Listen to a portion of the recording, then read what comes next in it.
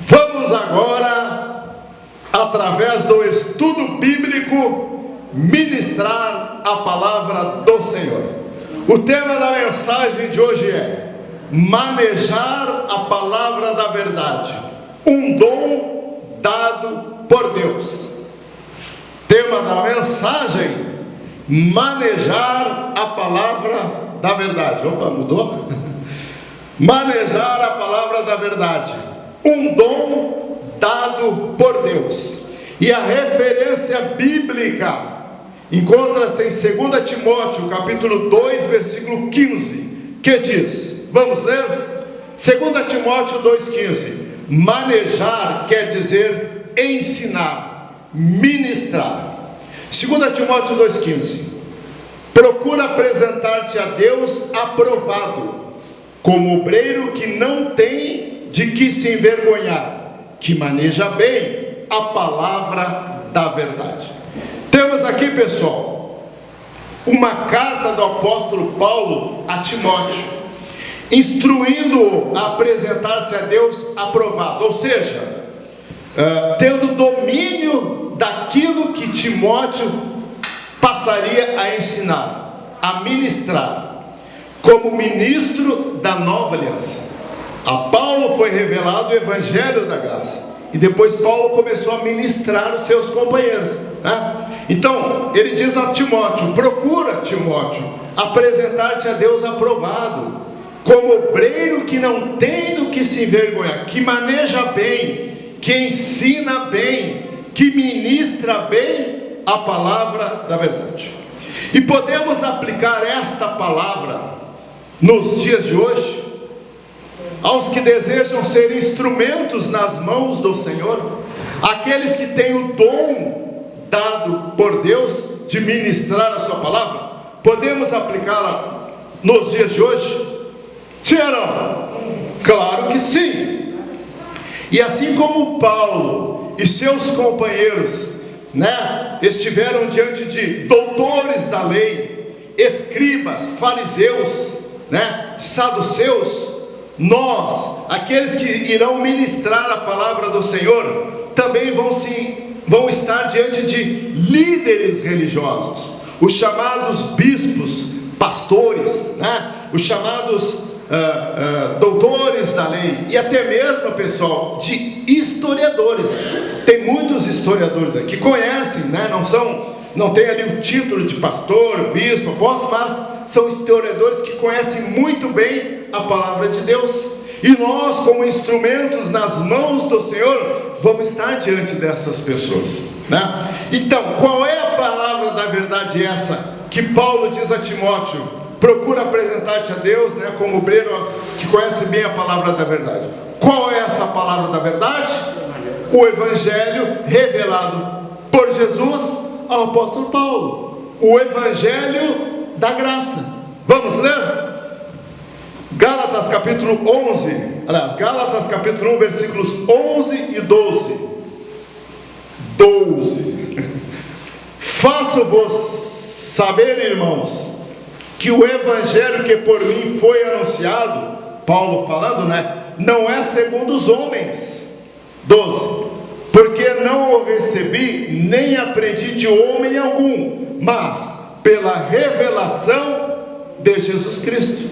Então Paulo recebeu essa revelação do evangelho da graça. E os que hoje anunciarem este evangelho, os que praticarem esse dom dado por Deus, de maneira que sejam usados como instrumento nas mãos do Senhor, serão recompensados.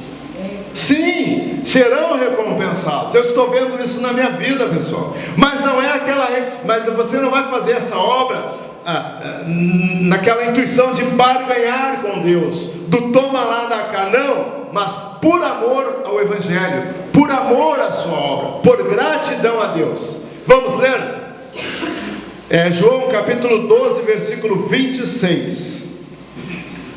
Se alguém me serve, siga-me, e onde eu estiver, ali também estará o meu servo. E se alguém me servir, olha aqui, glória, o Pai o honrará.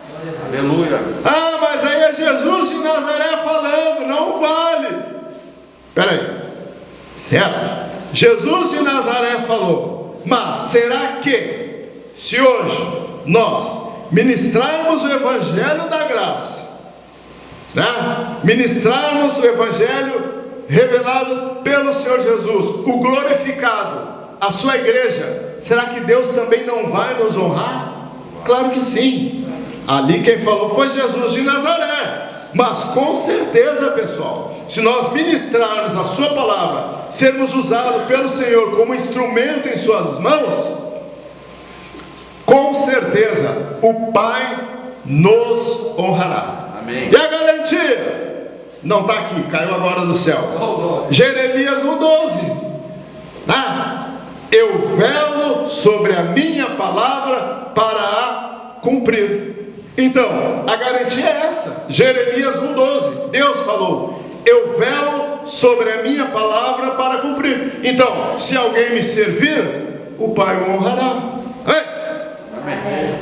Então, como instrumento nas mãos do Senhor, para que Ele alcance os nossos amigos. Veja bem, nós, vocês que têm esse dom, como instrumentos nas mãos do Senhor, para que Ele alcance os nossos amigos, os nossos familiares, a sua igreja, que ainda está lá no engano, que ainda se encontra no sistema religioso e legalista, nós precisamos sim manejar a palavra da verdade, manejar o Evangelho da graça. Já falei aqui, né? Manejar é ensinar, manejar é ministrar. E assim, através de nós, Deus vai libertar os nossos amigos, os nossos familiares do engano, do medo, da mentira, da opressão e da exploração financeira aplicada pelas religiões, por algumas, religiões. Então Deus quer nos usar. Deus precisa de alguém para ser instrumentos em suas mãos, alguém habilitado, alguém que tenha o dom dado pelo Espírito Santo, para que ele alcance a sua igreja, que ainda se encontra no sistema religioso e legalista. Estão entendendo, pessoal? Nós já fizemos aqui um estudo cujo tema foi Evangelho da Graça, a verdade encoberta. Quem lembra? E esse estudo já se encontra no nosso canal do YouTube. Ali nós abordamos, explanamos sobre verdades encobertas por algumas religiões, pelo sistema. Foram 7 tópicos. Vamos rever rapidamente cada um deles, só um versículo básico de cada um. O primeiro foi a comunhão com Deus. Verdades encobertas pelo sistema. A comunhão com Deus. E ali nós explicamos, mostramos, à luz da Bíblia, que antes da cruz, a comunhão entre Deus e o seu povo era através da lei de Moisés. Depois, e somente com o povo de Israel. Deus não tinha compromisso com os gentios, com os outros povos. Da cruz para cá, aí sim, Deus começou a ter relacionamento, comunhão com os gentios, reis e filhos de Israel, que nem está lá em Atos capítulo 9, versículo 15. Enfim, com a sua igreja, com todos os eleitos, depois da cruz, e não mais através da lei de Moisés, e sim através do Evangelho da Graça. Vamos ler? João capítulo 1, versículo 17. Porque a lei foi dada por intermédio de Moisés, a graça e a verdade vieram por Jesus Cristo. Então, antes da cruz, lei de Moisés. Depois da cruz, graça e verdade por meio de Jesus Cristo. O segundo assunto que nós abordamos foi a volta de Jesus e o fim do mundo. Lembra? Amém. A volta de Jesus seria e foi o juízo de Deus sobre Israel, por causa da rebeldia, por causa da desobediência. E isso ocorreu quando? No ano 70, quando Roma com seus exércitos invadiu Jerusalém, destruiu o templo, houve uma profecia quanto a isso. Lucas capítulo 21, versículo 20. O que diz? Mas quando virdes Jerusalém cercada, sitiada de exércitos, sabei então que é chegada a sua desolação, devastação, destruição. Então isso ocorreu quando? No ano 70. Ah, mas não está na Bíblia. Não está na Bíblia, mas está nos livros de história. Se você pegar um livro de história lá, a história do povo de Israel, você vai ver lá que no ano 70 houve invasão de Roma sobre Jerusalém, Israel, né? E você traça um paralelo do livro de história com as profecias da Bíblia, vai ter esse entendimento que Jesus voltou no ano 70. E quanto ao fim do mundo, não haverá o fim do mundo. O que ocorre é o fim das gerações. Eclesiastes capítulo 1, versículo 4 diz: uma geração vai e outra geração vem, mas a terra permanece para sempre. Então não é o fim do mundo. O que ocorre é o fim das gerações. Tudo isso nós já estudamos, né, pessoal? Só uma rápida pincelada aqui. Aí, o outro tópico que nós vimos foi sobre a vida eterna. O sistema ensina que se você não aceitar Jesus, se você não se converter, você vai para o inferno. Inferno quer dizer sepultura, para onde irão todos os corpos. Nós somos um espírito e habitamos no corpo. Por ocasião da morte, o corpo volta ao pó, né? Que é o inferno, que é a sepultura, e o espírito volta para Deus. Então, quanto à vida eterna, há duas sementes neste mundo: o eleito e o não eleito. E a Bíblia diz que o eleito volta para Deus, e o não eleito se desfará como fumaça. Vamos ler? Eclesiastes capítulo 12, versículo 7. E o pó volta à terra como era, o corpo, né? E o espírito volta a Deus que o deu. Qual o espírito? O espírito do eleito. E o não eleito? Salmos 37, 20. Mas os ímpios, se referindo aos não eleitos, perecerão, e os inimigos do Senhor serão como a gordura dos cordeiros, desaparecerão. Aqui não está dizendo que vai para o inferno como lugar de tormento eterno. Aqui diz: desaparecerão e em fumaça se desfarão, ou seja, se desfarão como fumaça. Outro tópico que nós vimos foi sobre o pecado. A palavra de Deus diz que o pecado foi aniquilado na cruz. Vamos ler?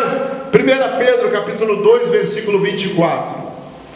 Levando ele mesmo, Jesus, né, em seu corpo os nossos pecados sobre o madeiro, para que, mortos para os pecados, pudéssemos viver para a justiça, e pelas suas feridas fomos sarados. Então, levou os nossos pecados sobre o madeiro. Pegadinha: o pecado de quem Jesus levou sobre o madeiro? Levanta a mão. Levou o pecado do seu Éber? Só dele? O meu Jesus não levou. Eu nem existia. Eu estava lá no reino celestial. O seu Éber já existia, né? Antes da cruz. Ó, seu Éber.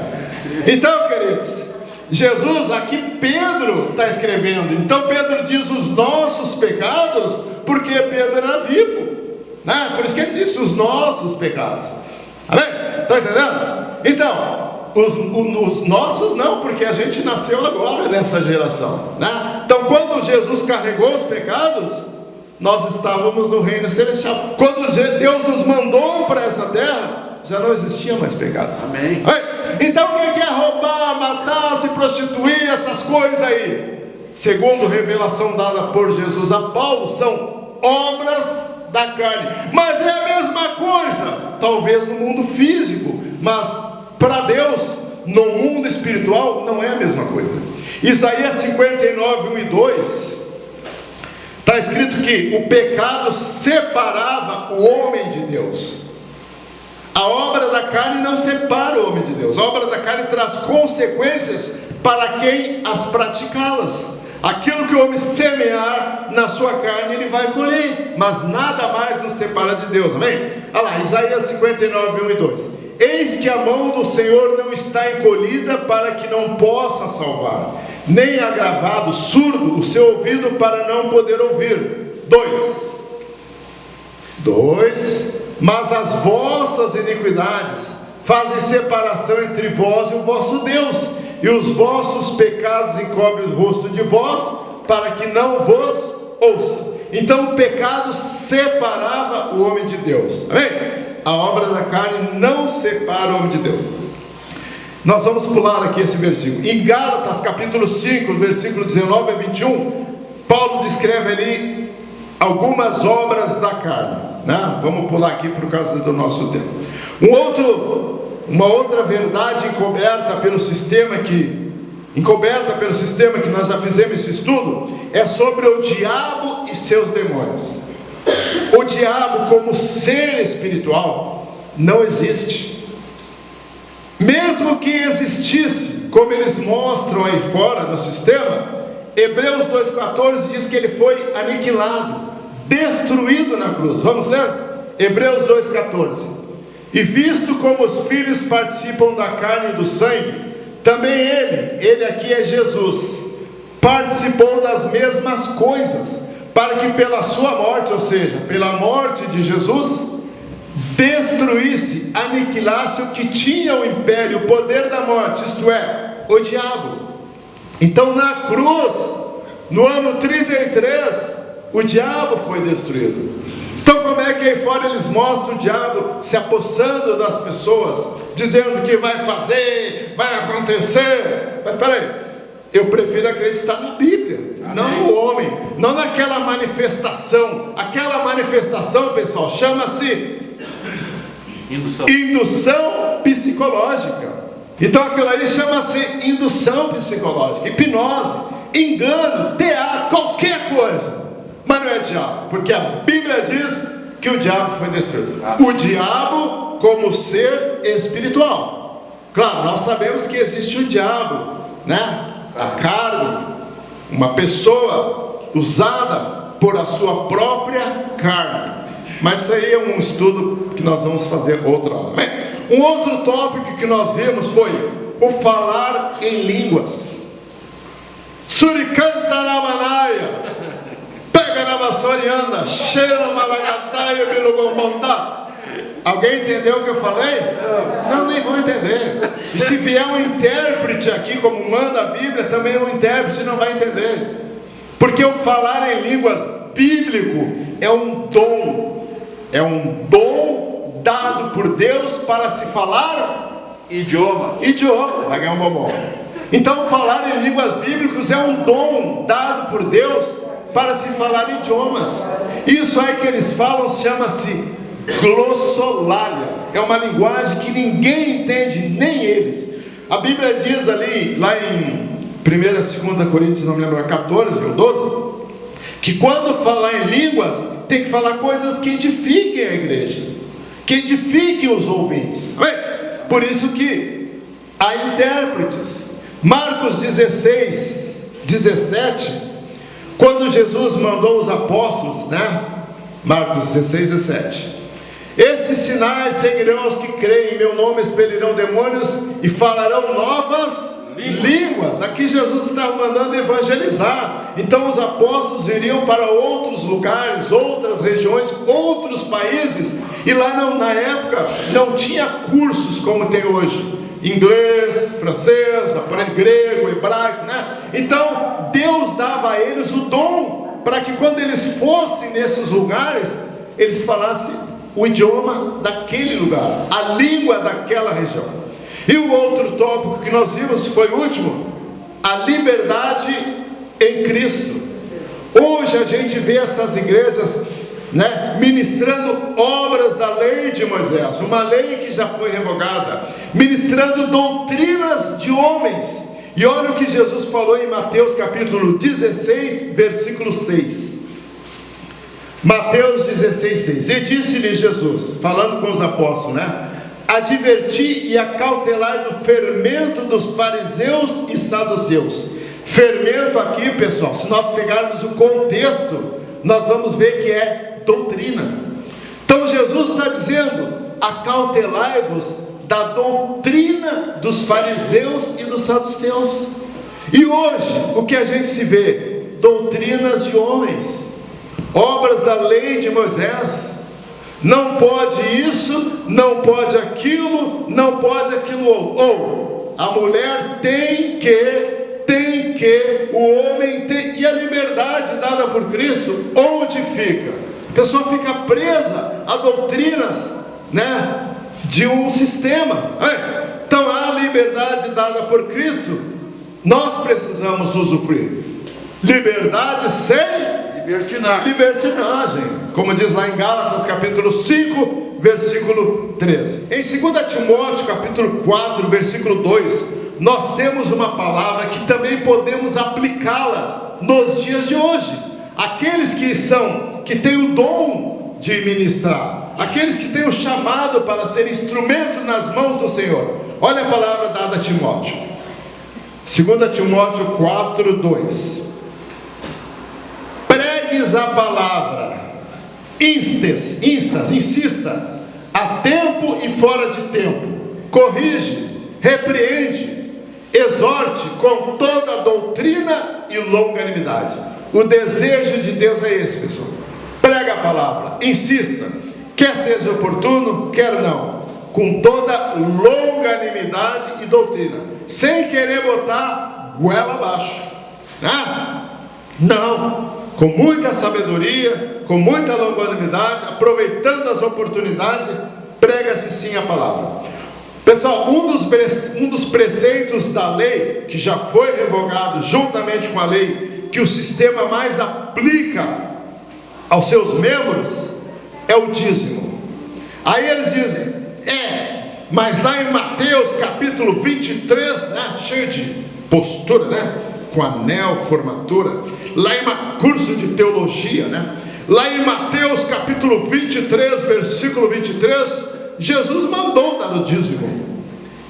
E aí, vamos entender. Mateus capítulo 23, versículo 23. Ai de vós, escribas e fariseus. Com quem Jesus está falando aqui? Com os escribas e fariseus, com os judeus, com o povo de Israel. Hipócritas, pois que dizimais a hortelã, o endro e o cominho, e desprezais os mais importantes, a minha Bíblia diz preceitos da lei, né? O juízo, a misericórdia e a fé. Deveis, porém, fazer estas coisas e não omitir aquelas. Realmente, Jesus mandou dar o dízimo. Eles. Sim, Jesus estava falando com o povo de Israel, ainda vigorava a lei. A lei não tinha sido revogada. Foi antes da cruz. Por isso que Jesus mandou dar o dízimo. Mas em Hebreus capítulo 7, versículo 18 e 19, depois da cruz, Paulo, né, entendemos que é Paulo que tem escrito a carta aos Hebreus, né, por revelação de Jesus, ele diz que a lei foi revogada. Vamos ler? Hebreus capítulo 7, versículos 18 e 19. Porque o precedente mandamento é abrogado, algumas versões diz revogado, por causa da sua fraqueza e inutilidade. 18, 19. Pois a lei de Moisés, nenhuma coisa aperfeiçoou, e desta sorte é introduzida uma melhor esperança, pela qual nós chegamos a Deus. Então hoje se chega a Deus, depois da cruz para cá, se chega a Deus através dessa esperança superior que é o Evangelho da graça, tá? Então nós que temos o dom, nós que queremos ser instrumentos nas mãos do Senhor, para que através de nós Deus alcance a sua igreja, ter esses conhecimentos, dominar, né? Para quando estiver diante ali dos doutores, dos líderes, dos pastores, termos base bíblica para mostrar para eles, e também para os nossos amigos, os familiares, aqueles que estão no mundo, não estão na igreja, nenhuma igreja, mas estão no mundo e são eleitos, Eleito não é só nós que estamos aqui, não. Na Umbanda tem eleito que ainda não foi alcançado, no Espiritismo, na Igreja Católica, até mesmo no sistema, pessoal. Amém? Amém ou não amém? Amém. Nós estávamos lá, né? E éramos eleitos.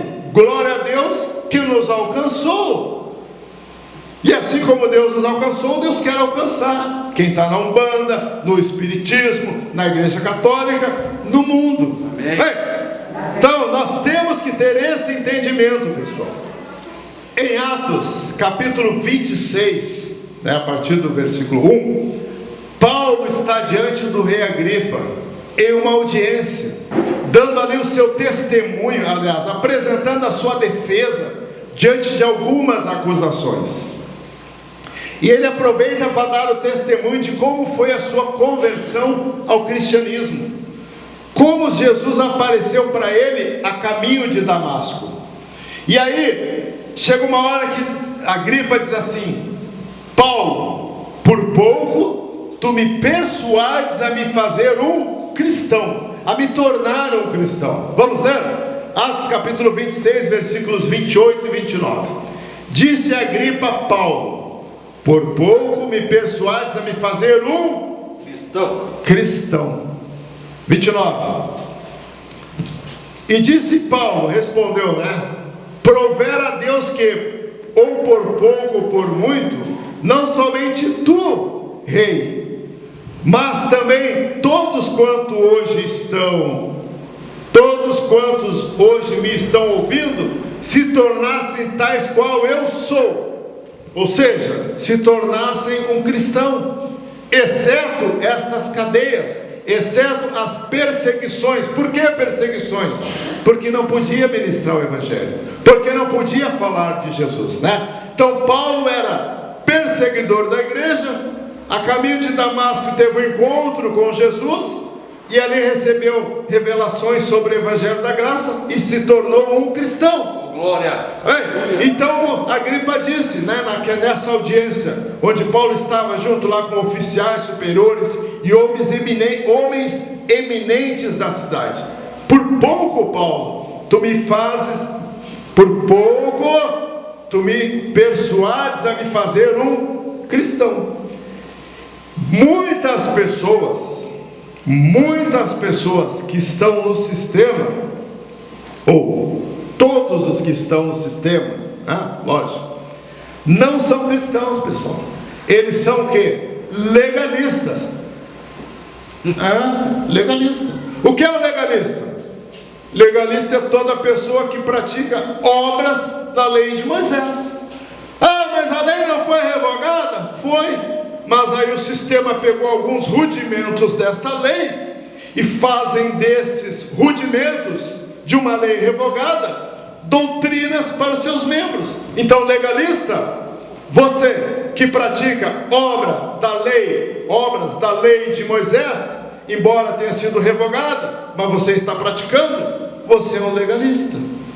Para você se tornar um cristão verdadeiro, você precisa se converter ao Senhor. Vamos ler? Aqui a gente mostra a cobra e mostra o pau, o rato, o pau, sei lá. A gente mostra na Bíblia. Pronto. Então, para você se tornar um cristão, você precisa se converter ao Senhor. Meu amigo, minha amiga, você que está no sistema e pratica obras da lei de Moisés, você não é um cristão, você é um legalista. Vamos ler? 2 Coríntios capítulo 3, versículo 15 e 16, é isso? Isso. Olha lá. Até hoje, naquela época, imagina hoje, quando é lido Moisés, ou seja, quando é ministrada a lei, o véu está posto sobre o coração deles. Deles quem? De quem está sendo ministrado na lei. 16. Mas quando se converterem ao Senhor, quando o que, pessoal? Converterem. Tem que se converter ou não? Sim. Então, quando se converter ao Senhor, então o véu se tirará. Quando se converter ao Senhor, Deus vem, abre o nosso entendimento, tira o véu. Então a pessoa está lá no sistema, lei de Moisés, nunca vai entender o que é o Evangelho da Graça, porque lá eles não ministram o Evangelho da Graça, é só lei. Talvez uma coisinha lá que outra do Evangelho, né? Para não ficar tão feio. Mas aí, lei de Moisés. E a palavra diz: quando se converter ao Senhor, deixar de ouvir, deixar de praticar lei de Moisés, começar a estudar, ser ministrado no Evangelho da Graça, o véu lhe é retirado. Amém. Outra que é o quentinho aqui. Efésios 1:4, seu nome. Abram aí, Efésios 1:4. Essa aí a gente não preparou. Tem coisa que Deus manda na hora, né? Eu acho que é 1:4 ou 1:3. Se eu não souber, depois eu procuro. Efésios 1:13, olha lá. Em quem também vós, depois que ouvistes a palavra da verdade, o Evangelho da vossa fé, o Evangelho da salvação, tendo nele crido. Tendo nele o que, pessoal? Crido. Não basta ouvir o Evangelho, tem que crer. Tendo nele também crido, fostes selados com o Espírito Santo da promessa. E foi o que aconteceu conosco que estamos aqui. Amém? E a glória do Senhor. Nós ouvimos o Evangelho, nós cremos, fomos selados pelo Espírito Santo, e lhe viremos as costas para aquelas catedrais, para aqueles pastores cheios de pompa, com diplomas de teologia, com anel, com carros do ano, e aí, enganando o povo, fazendo o povo viver ao léu da sorte.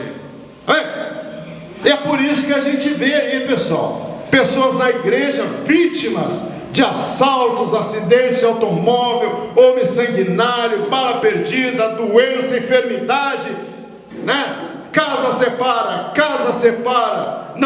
não se dá com ninguém, tem inimigos, guarda mágoa, mente. É isso que Deus quer para nós? Claro que não. Então essas pessoas, para se tornarem cristãs, como nós vimos, precisam se converter ao Senhor, precisam morrer para a lei. Gálatas 2:19. Paulo escrevendo à igreja da Galácia, e se aplica a nós nos dias de hoje. Ele disse: porque eu, Paulo, pela lei, estou morto para a lei. Estou o que, pessoal? Morto. A fim de viver para Deus. Pronto.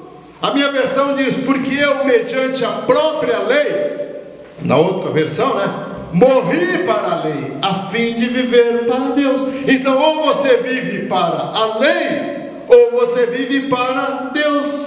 Quem vive na lei não está vivendo para Deus, está sendo enganado. Estão entendendo, pessoal? É duro. O dom. É duro, mas tem pessoas que têm esse dom. E Paulo disse: manejar a palavra da verdade, exercitar esse dom dado por Deus, de maneiras que através de nós, não nós, mas através de nós, Deus alcance a sua igreja, os nossos amigos, os nossos familiares que ainda lá se encontram. Amém?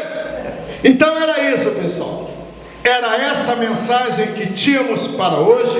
Glória a Deus por esse entendimento. Tema da mensagem: manejar a palavra da verdade, um dom dado por Deus. Muitos têm esse dom, precisam exercitar, precisam pôr em prática. Bem, vamos colocar de pé, vamos fazer mais uma oração, aliás, mais um louvor.